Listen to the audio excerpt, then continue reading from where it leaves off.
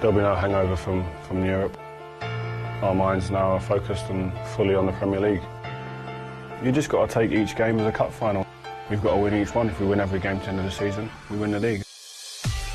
We've chased and took over teams, and we've been out front, and we've won it from the front. For a team that hasn't done it, maybe chasing maybe could be harder. Your hunger and your desire to win another championship is always there. It's burning as bright as it was when I first walked through the doors at Manchester United. You want to etch yourself in the club's history somehow, and you've got to win championships to do that. There's no games where you can take your foot off the pedal. This is the running. There's still lots and lots of hard work to be done. You've been here 10 years now. What's changed? I don't feel as much pressure as I did when I was younger. When I first came, I hadn't won the league. It was my first time to win the league, and I was really anxious and desperate to win the league. And you look to the other players, the senior players that have won it before, and their experience helps you along in dealing with situations that come up throughout the season, especially the back end of the season, which we're in now. And to get that first one was the hardest probably, and the others, it just plays itself out. Do you accept that you're no longer a 50 games a season man?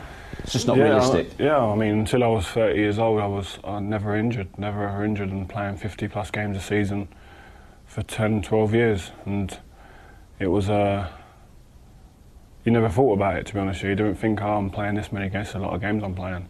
And then I hit 30. I remember Giggsy saying to me, when you hit 30, man, things change, your body and stuff. And I hit 30, and it was like a bomb hit me, man. It's just everything exploded, and I got problems, and I got a few injuries here and there, which has been well documented. But I'd like to think this season I've come through that period. How do you deal with, as soon as you either have perhaps not your best game or a mistake leads to a goal, automatically your injuries and your age are highlighted?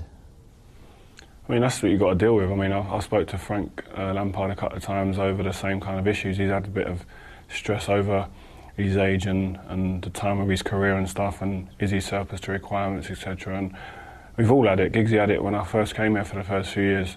We all get questioned, and if you think you're going to go through your career without getting questioned or without negative press, then you're a fool. One thing that could prolong your career is if you didn't play internationally. It's hard, man. It's a hard one to do that, I think.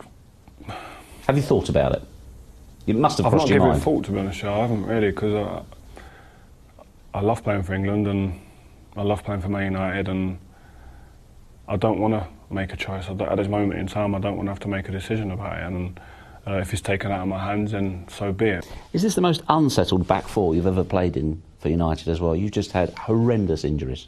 Yeah, definitely. We've seen the last 2 months is the first time this season that we've had a consistent back three, really, in terms of myself, Johnny and the goalkeeper.